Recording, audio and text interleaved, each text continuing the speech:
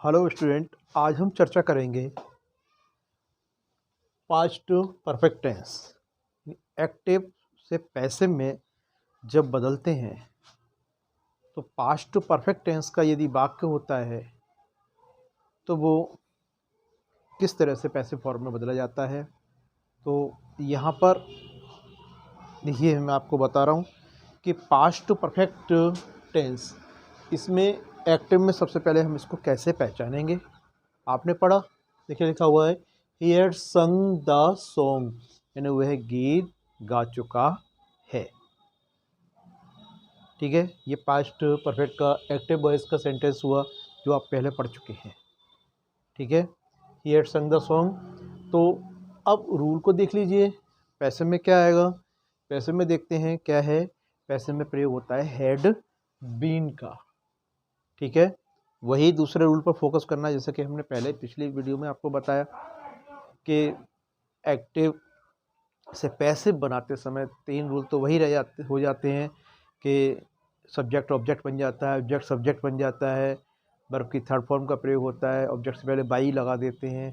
लेकिन बस दूसरे रूल पर आपको फोकस करना है कि दूसरा रूल है वो हर स्टेप पर, हर टेंस पर वो बदल जाएगा, क्योंकि वो आप टेबल याद करेंगे तो वहाँ से दूसरा रूल लेके आएंगे। तो अब देखिए दूसरा रूल क्या है यहाँ पर, हैड बीन, यही है ना।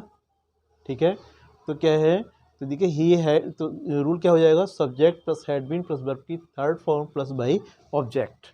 तो क्या हुआ कि he had sung the song, उसको कैसे लाएंगे, the song had been sung by him. Clear हुआ। नेक्स्ट नेगेटिव पोजीशन में हम देखते हैं कि subject plus had not been plus verb की third form plus by object, यानी नोट कहाँ आएगा, हेड और बीन के बीच में आएगा। बस इस बात पर ध्यान रखते हैं। तो क्या हो जाएगा rule, subject plus had not been plus verb की third form plus by object. ठीक है, third form plus by object. इसके बाद में एग्जाम्पल पर गौर करते हैं, क्या होता है, he had not eaten the food, उसका नेगेटिव कर दिया एक्टिव वॉइस में, और जिसको हमने बनाया तो उसी के अकॉर्डिंग, रूल के अकॉर्डिंग क्या बना, the food had not been sung by him. Clear हुआ। अब आगे बढ़ते हैं इंटरोगेटिव की ओर। तो देखिए इंटरोगेटिव में क्या होता है, इंटरोगेटिव में वही प्रोसेस करेंगे कि क्वेश्चन वर्ड अगर आता है तो पहले आएगा, ठीक है, और नहीं आता है तो बाकी यहाँ से शुरू हो जाता है। हेड पहले ले लेते हैं हेल्पिंग वर्ब, और यहाँ पर सब्जेक्ट आ जाता है। नॉट अपनी जगह पर रहता है, क्वेश्चन में इसलिए लिखा हुआ है क्योंकि यदि आता है तो लगाएंगे और नहीं आता है तो नहीं लगाएंगे।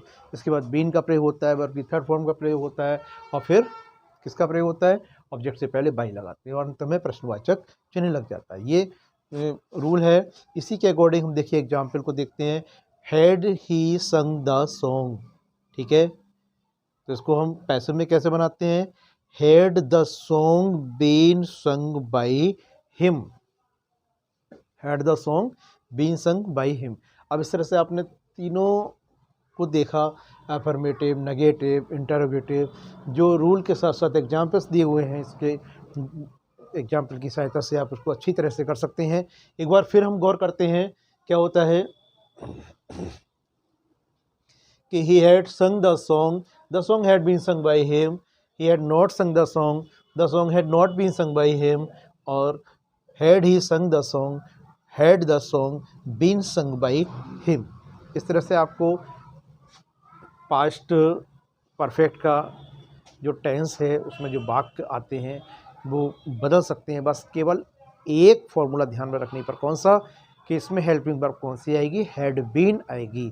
तो जहां आप हैड देखेंगे तो हैड बीन का प्रयोग करके उसी तरह से बड़े आराम से इसको बना सकते हैं। ठीक है, इसको कोशिश करना और बना के देखना, आपको सुविधा मिलेगी और अच्छी तरह से बनाएंगे।